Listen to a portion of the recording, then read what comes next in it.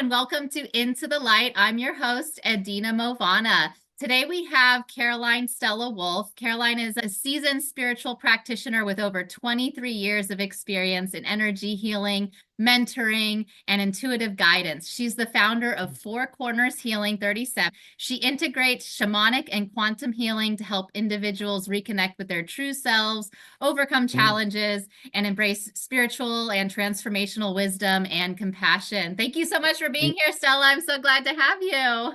No, thank you for having me. I greatly appreciate it. It's a humble honor and privilege. So I got to see you a little bit about what you're about and kind of things that you're doing. So it was nice and an honor and a privilege. And it's funny because I get a lot of people that are like, oh, I've watched you for 2 years and now I'm ready to come and talk to you. And it's such a beautiful thing when that occurs. So thank you for having me. Thank you for having us. Thank you for having people that come and love to hear what needs to be heard. So thank you.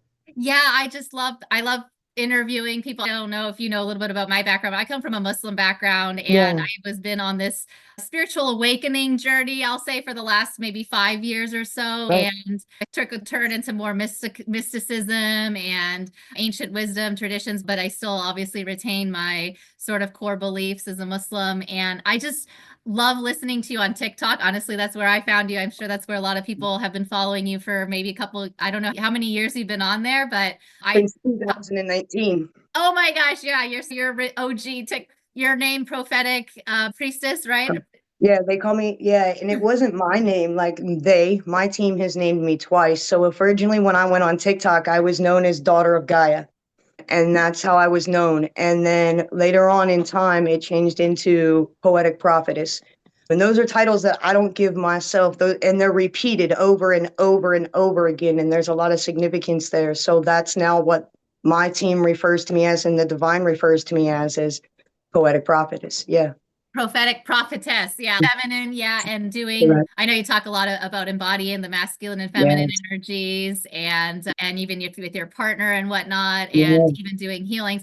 And I just love how really poetic you are because I can listen to you for hours. And it's like you're rolling off the tongue with a poetic nature of everything you're talking about and framing. Obviously, people are on TikTok doing readings or trying to find whatever their soulmate and things like that. But really, I love the way that you come at it at a high level and have such a beautiful approach to your delivery. So thank you for that. Thank It's you. a really Yeah. wonderful thing to hear all the time when I'm on there. Thank you so much. I appreciate that. I wish I could truly say that it is all I and it is all me, but it is truly coming from the divine. This has been a very long journey for me personally in my soul. It started so very young. Yeah, And what tell it's me about what that. What so you want to talk about me? I wasn't Yeah, prepared to yeah. talk about me, but we'll I talk like to about go me. through Okay, what brought you so to your path because I know I've heard a little bit of it on your yeah. show when you're on, and I had a turbulent childhood. I think you even left religion altogether at one point, and was a rebellious teenager with all kinds of problems. So yeah, how did you really start embracing the Yeah. spiritual path that you're on? I'll try to sum it up as best I can, what it used to be like, what happened, and what it's like today, as much as I possibly can. So, spiritual torment started upon me at a very young age. And I call it spiritual torment because there was no escape. There was nobody that understood what was going on with me. So, I was hearing, I was seeing, I was feeling. And it started with seeing my grandmother, who was on my mother's side, when I was about 7 or 8 years old. And at that point in time, I was baptized Catholic, raised Episcopalian. I was going to a small little church, and they had these crosses on the wall, and they all had Roman numerals on them, and Jesus was on these crosses. And I wasn't a kid that went to Sunday school. I was always playing in the pews and writing on all the papers like that they give you. Like there was Yeah, like the no doodling while you're yeah, there trying was to. no sense of what was being said or what was going on, and I was just being engulfed by incense, which I'm actually probably grateful for because it probably opened me up more than I even know. But long story short, Jesus would literally come off the cross and come talk to me and would tell me that the things in which were being spoken were not the things in which was trying to be awoken through the pathways, and no better way than to hide demonic energy but inside the churches and religion. And so it was a way that I understood where fear was being used, and I could see the fear. And it was, church was not a place that felt good or happy to me. It was a place where I heard a lot of fear and a lot of, if you don't do this, you don't do that, all these things are going to happen to you. And as a child of such a young age and being in two different places, it was very hard to escape. So fast forward into about my teenage years, and it all started with the Ouija board, and it all started with ghost hunting because I could see all these things. So doorways and pathways were opened, and I was bringing things home, and I was very unconscious to what I was doing. And so I thought it was fun. I thought I was supposed to be doing that. I thought that's what you did. I had no other knowing. And of course, I had no parental supervision, none. And it was not because that's the way that my parental figures intended it to be. It was just the way it was. I had a mom that was out working 2 or 3 jobs trying to raise me and my older brothers, so there was no one that could be cognizant of what was going on at that point in time. I'm a Gen Xer. We grew up drinking out of the hose and Footloose Latchkey, and yeah. fancy food. Yeah. And so we made our own fun. And a lot of my fun was that. And a lot of my fun was going to the woods and playing with spirits, and I could see beings and I could hear them. And so it was my escape. And I saw psychiatrists and counselors, and nope, she's sound. Nope, she's fine. Nope, this. And so I was baptized twice. And then they made me do, what do they call that? Communion, when you get forced to be communionized or something. And like I had this short butch hair, and I'm walking in this dress, and I'm so uncomfortable. Like I come out of the church and I rip it off of me. And I literally take what was ever on my head and I throw it. And my mother's like literally screaming at me. And I'm like, no, I'm done. Like this is not It's all fitting with me. shame and guilt, Mhm. fear-based programming at Yeah, that it point. was Yeah. terrible. It was terrible. And I was like, confession for what? For being a kid, for not knowing. It was a mess. So it started there. And so then when I moved, those energies followed me. I had no idea what I was doing. And so, long story short, my pathway where opened up where I was always ghost hunting, I was always doing something with spirit. At that point in time, many people would call it what is known today as witchcraft, Wicca, or Druidism. Uh-huh. So that's where I started practicing because that was what was familiar to my soul. Now, come 17, 18 years old, I started getting tormented by a being, by a very dark demonic energy. And it was very misleading. And at that point in time, then I was pregnant with my first daughter at 19. And after I had her, there was the energy of temptation, energy of obsession, energy of lack, energy of all of these different things on my spirit. And nothing ever felt right or sat right with me. And so, fast forward, I have my daughter. I'm trying to fill all these voids outside of myself. Nothing feels right at all. The only thing that feels right is in this spiritual space and in this practice space and communing. And even though I had no idea what I was doing, that's the only place that felt good. Well, this being is tormenting the home that I'm living in, which it had 3 bedrooms. And basically, there was a bedroom that completely got cut off at the home. It was so dark, nobody would go into it, nobody would sleep in it, nobody, nothing. And there was a lot of poltergeist activity going on at the home. And I was trying to battle it with what I understood to be is battling with it with witchcraft, Wicca, and Druidism. That's what I know it to be. So there was a lot of mirror magic going on. There was a lot of things that I was led to do. Okay. Wrong or indifferent. It was all how the divine taught me what not to do and what pathway You it had was to do trying to what get me you're to not to follow. do in order to do what you're Yes. going to go through it. So Yeah. got to go through it. So Go at through it. that point in time, this being was starting to torment my daughter where it was keeping the door shut. I couldn't get to it. So I called in some friends of mine that I thought were my friends, but then they led me down into a deeper pathway. This being had picked me up in the middle of the night, and people would call that sleep paralysis, okay, where your eyes are half open, half closed. Okay.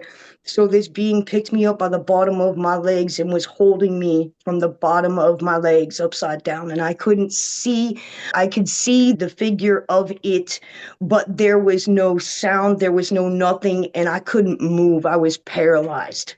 Okay. So when you're in sleep paralysis, you're conscious, but you are paralyzed. You can't move, you can't do anything. And that's the point in time that these things overtake your body to possess your body. A lot of the time is in sleep paralysis. Some people call it astral traveling and you not being able to get back into your body. Right. Okay. So I must have been at that point in time astral traveling. I had done that a few times, and I knew this being was tormenting me because there was many times that I was astraling. I was seeing things that were happening in my room that weren't happening, but were going to happen. Okay. So I had premonitions of fires. I had premonitions of people in my life being overtaken by this demonic being and stuff like that. And so I had a couple people in my life that were very prevalent, very close to me, and they knew this was going on. So they knew I wasn't nuts. They knew I wasn't crazy. So in the middle of the night, this thing has me upside down. The only thing I could do in my head was call on the very thing that I had rebuked over and over again. And at this point in time in my life, when the divine has now told me, when I have asked the divine, what prophet am I like in the Bible? What am I most like? That is in that point in time. And I am Peter, I am Paul, and I am Esther. I am Peter because I am a scribe, and I'm a scribe of the new way and the new world and the new consciousness, okay, that's coming alive. Yeah. I am exactly like Paul because I denounced Jesus over 3 times in my life and what Jesus was.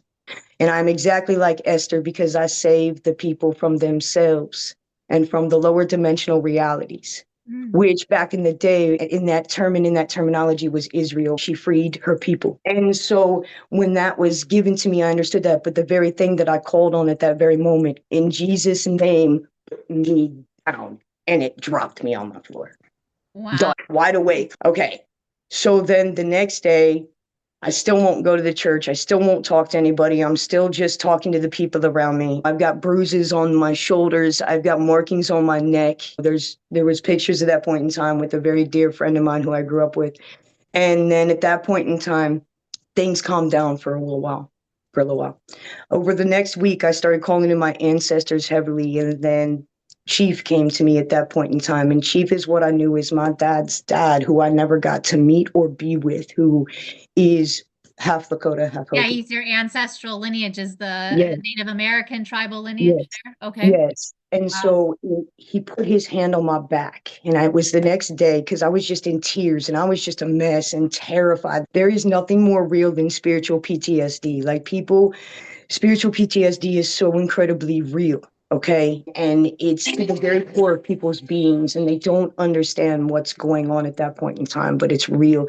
Just as real as PTSD is from any terrible, horrible, abusive situation. So it's real, just in a different way. And it calmed down for about a couple months. And I had a really dear neighbor friend of mine that was there with me, and she was really cool. And she was like, okay, we're going to bless your house, and we're going to take a rock and we're going to bless this rock, and we're going to put it at the children's door so that it can't close the door anymore. And I was like, okay. So we blessed the house, and things really calmed down for a couple months.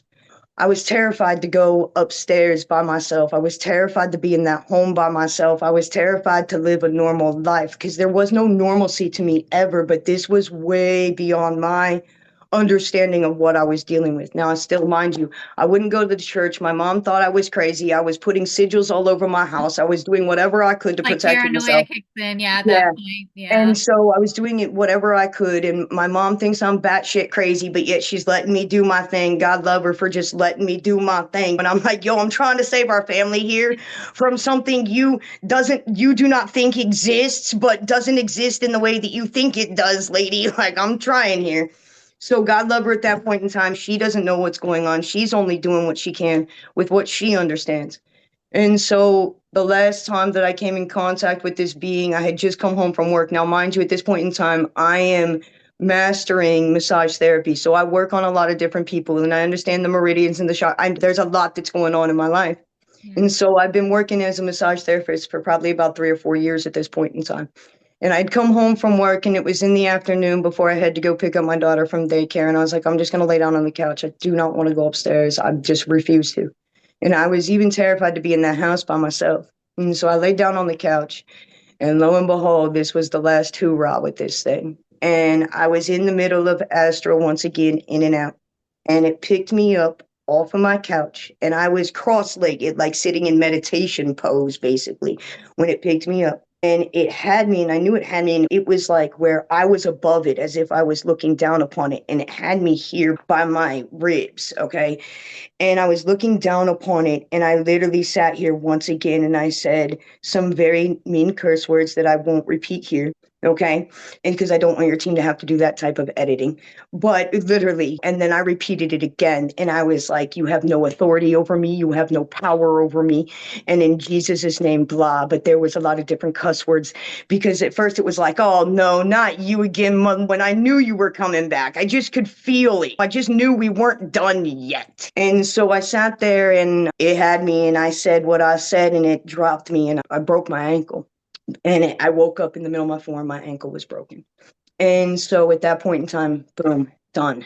It was over. I knew it was over. I could just see the ripple effect and I could see the light just pour in and just pour in. And I could see this being just literally being engulfed. And I don't know what it was engulfed in, but there was just light that was pouring down over me and pouring down over that. And so then I derived deeper into my pathways. And what was being led to me was very native. And so I really started going back into just connecting in a very wholesome way with Mother Earth. And I started communing a lot with just the vibration of Earth and just the natural flow and rhythm of Gaia again, celebrating the equinoxes, paying attention to the full moons, the new moons, and moving forward in that way. Now, mind you, in 2012, I got sober, okay? So in 2012, I was sober. And in 2012, there was a lot of cool things that were going on in my life. And that was another reawakening for me in sobriety at that point in time. And there's a lot of us that go through that process that get sober, right? And then there's a huge awakening. So there was another awakening within me. And I met this really cool dude and we were looking at a lot of land. And it was really cool because he turned me on to Corey Good. Okay, and I don't know if you've ever heard of Corey Good, David Wilcox, those guys. So back in 2012, I was turned on to Corey Good and David Wilcox. And Corey's Good is one of those guys that literally is an interpreter for interdimensional beings, but he sits at the table a lot with those guys. Okay. Yeah. And so he's really fascinating to listen to and talk to, just like Mr. Wilcox is. And so I started to spring into those areas and there was a lot about community and a lot of interstellar beings and activity and consciousness that was pouring in at that point in time. Then in 2016, I met this, what I thought was going to be the grass is greener on the other side person. It was just everything was just woohoo. And you see how these energies are used against you through other people. Okay. And to the best of my explanation, I will tell you for 2 years of my life, I almost died 3 times. So that's neither here nor there at this point in time, but suffered tremendous amounts of abuse. Got two beautiful children out of that, which I wasn't planning on, but that happened too. So God granted me another gift of 2 beautiful children out of that relationship. And in 2018, I am a huge domestic violence survivor. And so my life was almost taken from me 3 times in that relationship. And it looks really good and it looks really awesome. And they slowly pull you away. And I didn't understand what was going on. And this is my sober mind. And now mind you, I'm sober 4 years in and I'm not seeing the spiritual relevance of what's playing out here. Okay. And what energies are being used to get to me through this individual. So I had no pretenses of what was going on. Naive again. Okay, so I was a very naive little girl at this point in time in many different ways of spirituality. Okay, because I had learned one side of it, but that I didn't have the spiritual intelligence to discern how spiritual energies are used through people to get to us, right? Okay, so I was very unaware of that because I just cared so much and I just loved people so much and I just wanted people to have what I had, people to be able to see, people to be able to feel. And I knew that was real and I knew that's how they got to it. So going through that space in 2018, I came to where I'm at now. And the very thing that I knew when I got here, because that was shut out there, that was taken away from me because I allowed it to be taken away from me. I allowed somebody to make fun of me. I allowed somebody to diminish that space in me. That's the accountability there, right? So nobody can make you do anything unless you allow them to. No feeling, no thought, no nothing, no vibration. And so I didn't understand that at the time. And that put me in a world of stagnation with my spiritual identity and reality. I want to ask really quick because I just on the point of how the spirits work through people and Yeah. have an impact in us in that way. Like, what do you find is because I hear, oh, the Jezebel spirit in certain women and these things. How are we supposed to navigate like, knowing that these energies or these entities are actually maybe attachments and they're working through our people and our relationships? Because I feel like Yeah. that's one of the most confusing things that It people is. who are trying to understand what's happening with the demonic spirits, or in Islam, you Yeah. have Jinn So problems. Yeah. How does that work? So the way, and so I think people try to limit the identity of Jezebel or Jinn or what this type of spirit is. To me, it's all spirit, but how it shows itself may be different and relevant to that person's wounds that they Yeah. need to heal. You'll have the spirit of abandonment, right? But then the spirit of abandonment turns into the spirit of temptation and obsession, right? Because you have this abandonment wound, you start to become obsessed about relationships or obsessed about what that person's doing because you're obsessed. You know Mhm. what I mean? So the spirit of abandonment is that codependency. You start having those thoughts that somebody's doing something in that relationship. So then you become obsessed with that type of process or that type of loop. Yeah. Okay. So That it's looping. the spirit of obsession that comes out. And then the spirit of temptation, that's a huge one. So the spirit of abandonment always shows itself in the spirit of temptation. A lot of people are going through that right now with Venus in retrograde. They're being so spiritually, oh, I got to have that. I got to try that. And love is coming up and love is coming back around and self-identity and all of that. And there's a lot of people that are in the rocks in their relationships, and it's because they're re-identifying themselves. So I really feel like it comes through in temptation of going outside of your characteristic types of norms and trying to, you see it in ways where you get tempted to do things you necessarily wouldn't normally do. It becomes obtruse. It becomes a behavioral pattern. Like a lot of people in relationships can't help themselves but to turn their phone over, right? Or to not leave their phone alone or whatever. And that becomes an obsession where you got to know what your partner's doing. You got to know, where they're at. You got to, all that's the spirit of obsession, but it shows itself in different people based upon their wounds that they haven't healed, because these energies play out that way. Because, see, it was never about, oh, let your light shine. The divine was always telling me, no, sew that shit up. Okay, you don't want that wound to be seeping your light, because that's where the demonic enterprises take place. Because if you haven't healed that wound, it's going to play on Yeah. your mind. And it keeps So showing up in that pattern and that looping. And that's why people say, always, oh, you'll just date the same person in another body, but it's the same energy that they're yes, receiving that that's wound. exactly Yeah. what I was getting to. This same Yeah. demonic energy that picked me up and dropped me on my ass was the same demonic energy I saw in that man's eyes when he almost killed me. Same. The eyes went pure black. The energy was the same. And those red flags were revealed to me later on. So when I came here in 2018, the only thing I knew to do was set my altar space up and start praying, hit my knees, relieve me of this, relieve me of that, relieve me of calling all my ancestors in. And a lot at that point in time, I did what I knew to do, cord cutting energy. So then I started finding a spiritual mentor again. And so my buddy, who I had worked with previously in past times, his name is Casper, and he was a lifesaver at that time. And I found him through another woman. The only thing I knew to do when I came back here was start peeling away my root. I started doing candle work, and I got a red candle, and I literally would sit there and I would dismantle the fear or the worry or the obsession that I was going through. And I would meditate with that candle day and night. And I have pictures of this red candle just peeling away of these layers of my root chakra. You know what I mean? Because being in a place like that and then coming to your own senses, I was basically captive. You know what I mean? So then to be on my own again, and I was in fear of everything. I was in fear of going outside. I went through a trauma counseling space for a while. And in 2019, Divine came to me and was like, "You're going to build this." And I was like, "What?" This was not on my to-do list, not what I was going to do. And the divine was like, "No, you just know." And so the divine has led me through this entire process of building this quest. And that's why I say founded in faith and Yeah. built in Gaia, So tell because me it what, was. yeah, tell me about what you are building, because I know you have your four corners healing, and then also you have a specialty in the practice of, what is it, Egyptian Saichen? So that is something that I'm certified in. Yeah. So there's Four Corners Healing is a whole thing. And divine always showed me that it was like Noah's Ark. It wasn't just one place. It wasn't just one piece. It was mind, body, soul, and spirit. And the divine gave me the slogan, healing mind, body, and soul, one spirit at a time. Because when we're working with bodies, we're working with the air, we're working with the fire, we're working with the water, we're working with all of those energies. That's part of the shamanic practice. So think about it like this: the air energy, the swords, that's all the mind and the communication, right?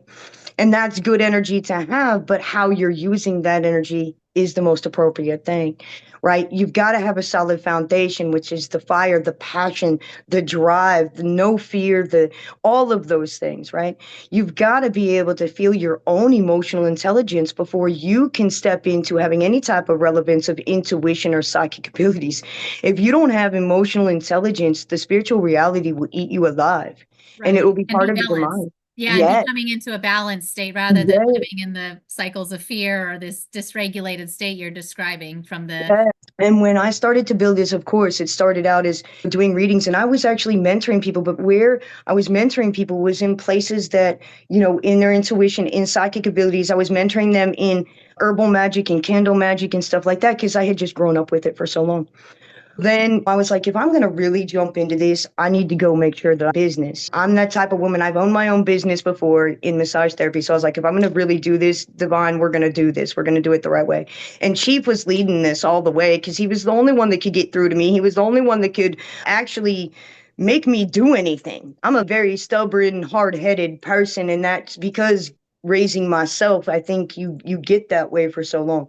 So I had to become teachable again. And I only became teachable through him leading me. And the more that I remained humble and the more that I remained teachable, the more I became engulfed in the divine's pathway for what was relevant to bring through this lifetime.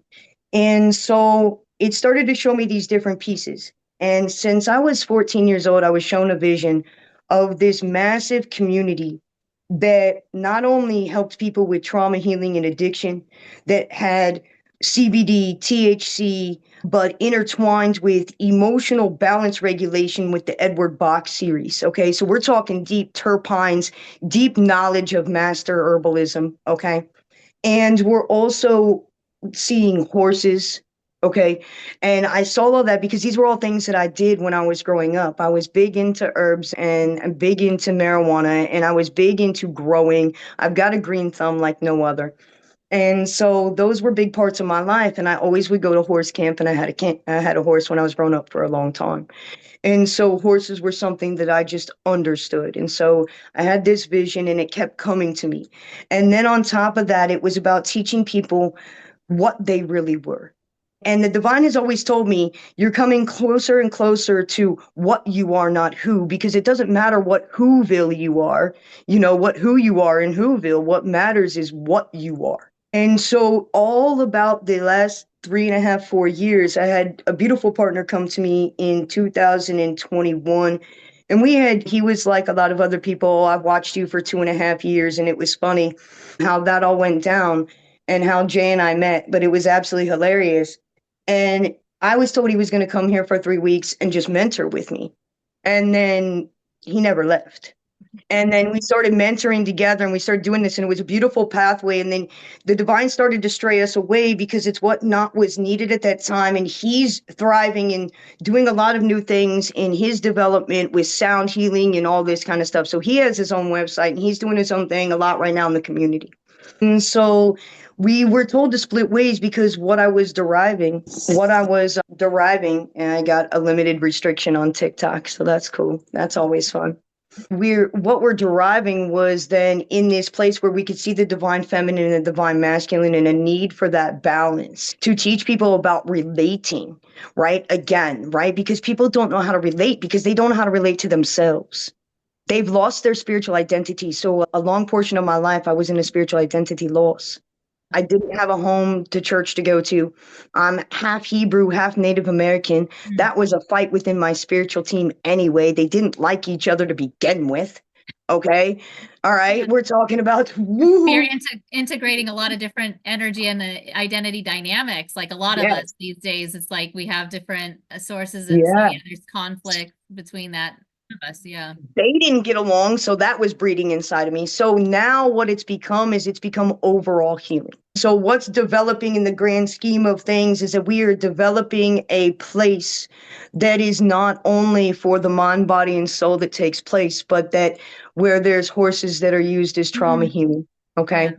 And we want children to be able to come with their parents who may be suffering from addiction, healing, that need help, because we don't want the family to be torn apart any more than it already is, right? Because single family homes tore us apart from the community. So we want to be able to help people that need that type of treatment, need that type of healing and Yeah. liberation in a very spiritual way.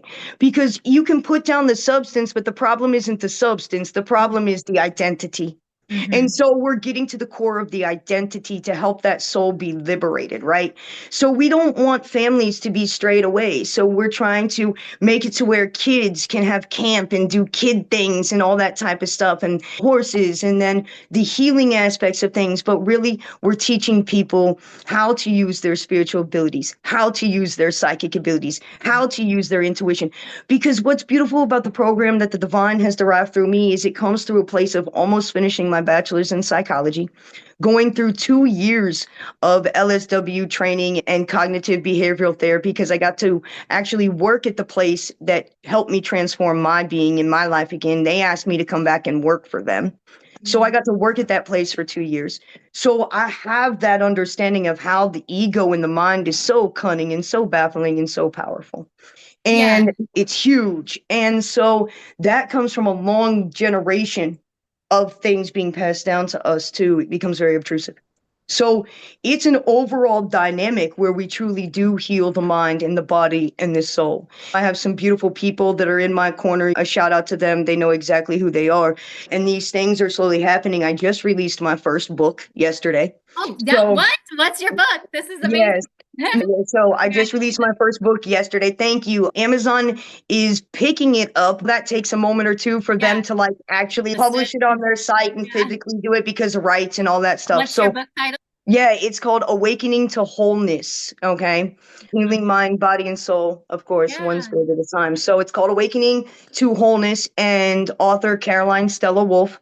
Yeah. And it is my whole entire intro to spiritual journey, first 6 weeks program. And what we do in that program is we teach people about meditation and breath work and growing the gray matter in their brain. And something that Spirit's always said to me is that you got to quit treating yourself like a chore. People don't meditate because they treat it like a chore. They don't Like a chore. understand how Yeah, or much like it, ritual, just prayer. You're just doing it just to check it off the list and the yeah, boxes, and it's not really the meaningful engagement at that point. yeah, they don't realize how much it does. So over the last literally 7 years of my life, I have derived in all these different certifications. So not only shamanic energy healer, quantum healer, practicing a lot of deep shadow work because people don't understand why the shadow work shows up the way it does. And it's really about liberating the self in so many different aspects and ways than just one. And you have to treat the overall human self, but the spiritual self, and you have to treat them in very sensitive ways. And one of the things that was beautiful is the divine always told me, they're like, you may not speak many languages, but you understand many languages. And so I may not speak a lick of, and this is why a lot of interstellar communication can come in and somebody can say something and I understand what they're really trying to say is because of that communication. But this is what the divine has asked me to do and build, and we're on the pathways to do that. And it's going to become something that is the divine's. It is not mine. It is of the divine. And I am humbled and blessed to bring it through this lifetime. But this is all what has been shown to me because it's all about the community and it's all about healing, but it's all about getting back to the natural ways of things too. And Yeah, I love that combination you have of the ancient traditions and the Gaia wisdom from the earth and plant medicine, as well as obviously having a sort of Christian background or being in yeah. alignment with God. And just a lot of us are facing this where we're reconciling these different spiritual traditions or religious traditions into our own self. And tell me, I know, because I know you work with people sort of one on one, or like you can remove entities or do I quantum do. healing. But then you also do teaching and training them to become certified in the practitioner as a practitioner as well. Yes. So I get to teach people not only Egyptian Reiki, which they then can heal people and heal themselves, right? So that's beautiful because I'm a master in that. And that deals with a lot of shadow work too that comes up. So we're doing that, and we're doing that as a workshop. There's 2 more spaces that are left open there. The first kicks off on April the 1st. So we're excited about that.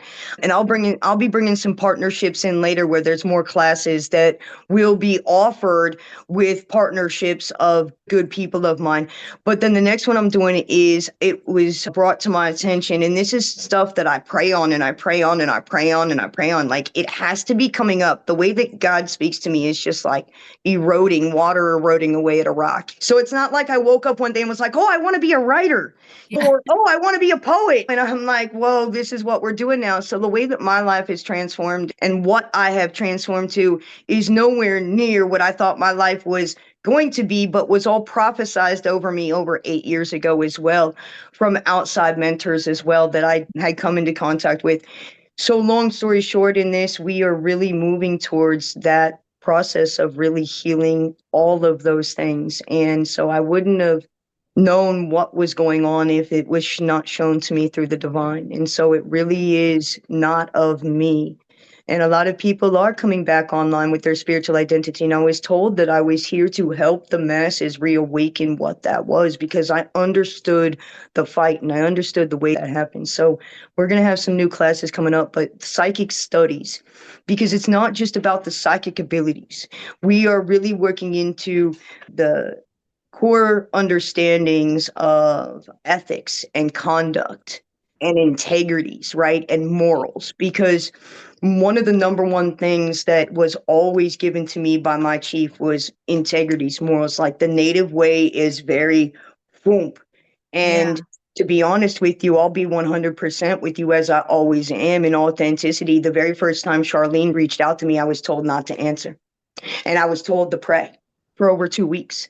And I was told that it wasn't time for you and I to actually meet. And then I was told she was going to come back around again and ask. And at that point in time, when she came back around and asked, I knew it was time.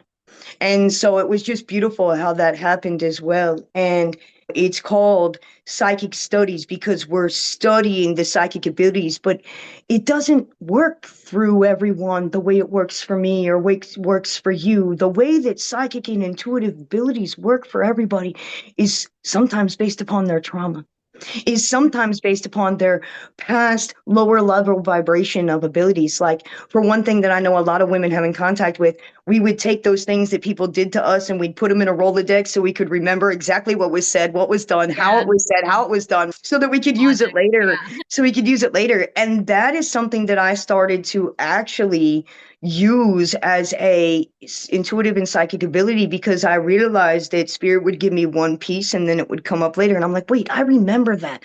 Wait, 2 years ago, I was shown that. Wait, a year ago, I was shown that. And now it's coming out. Yeah. And so it's just really cool. And so the integration of the interstellar collective consciousness, because divines always show me there's a collective unconsciousness and then there's a collective consciousness. And most people are moving from the collective unconsciousness to, in the vibration here of this, I'm on this wavering fence of I don't know what to believe or what to receive. And one of the biggest messages that's come out, if you don't mind, I'll share this with you real quick and then I'll let you go, because I know that we're running out of time here. Well, I love that you brought in the elements of integrity and being in a proper direction, because I feel like a lot of what you expressed at the beginning was you opened this whole Pandora's box of the demonic realm and Ouija board and things. So aligning with the proper sort of ways, healthier ways to do plant medicine or light magic, but then not falling or into these areas that are really bringing in these demonic experiences and all of that. So that's an intent. It's huge. And that's why the divine was like, if this is why, is because you have the experience. You've seen it in your own life. You've seen it play out. You've also seen it in other people's lives that you come in contact with. And there's no better knowing than thyself. And it shook me to my core when I actually saw how poorly I disrespected my abilities. And I didn't understand what they were or what Mhm. they truly were used for. And that put a level of accountability and integrity in my core when the divine started moving me in a completely different way. It's nothing short of God and the divine Mhm. working through me. Mhm.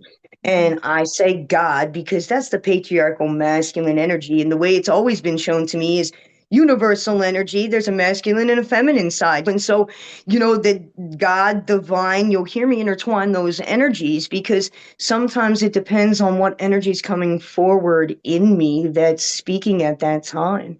Just as though this is the call to action of the divine feminine that's coming forward to get back to wholeness and oneness and understanding of what it is and relevance. And so I'm going to read this, and this is what the divine has come through huge recently. And I think this is where we really are in trying to understand what it is that the divine is trying to call us to do. In order for people to feel God, they need to perceive in order to receive. In order for people to believe, they have to be able to perceive in order to receive. To feel God, the divine is real. In order to feel God is real, they have to believe in something that the human mind can't perceive in this dimensional reality to receive. People are really triggered by the word God, and I think that's why they Mhm. use it Yeah. because it has such a negative connotation to it. And I think that stigmatization is trying to really be removed of Mhm. all verbiage and all language. It really reminds me of part of the prophecy of the transmission that I've been working on for years that's been coming through me because there's a lot of transmissions that I'll receive from the divine, and I've read them a few times on my TikTok and TikTok live. And frequency turned to words, left our voice unheard, and there was a lot of frequency and there was a lot of word magic that is used against us, not only every day, but that we use against ourselves. And so the understanding of what those energies are and how they play out became a very important realm to my existence. So understanding all aspects of the human self, the spiritual self, and how the soul is as a whole. And that's really important. That's what people are integrating right now. And it's huge because the spiritual identity loss of these things, and people are really suffering because they're fighting with the limitation of those belief systems. And it's sad and it makes me want to cry some days because I can feel it. When I feel people fighting with themselves, and it's like the divine is a feeling. It is not something that you're going to be able to see inside your mind in that way. It's not an identity, it's an overall omnipresent energy that is always within, without, as above, so below. It's everywhere, life force energy. And the breath of Yahweh, when you fire breathe, you actually breathe Yahweh's name. Yeah, the sound like yeah. You actually breathe the name, Yeah. which is life force energy. So it's all encompassing. And I think that's what the divine is trying to get through. It's about receiving that energy. It's a feeling, it's an opening, it's a pathway, and falling in line with what you are coming alive with online is truly important at this time. It's the feeling of the divine and the divine feminine at this time that is coming through in relevance to what we're speaking here today. These are going to be the new pathways, and the beginning of the seventh fire prophecy has come alive.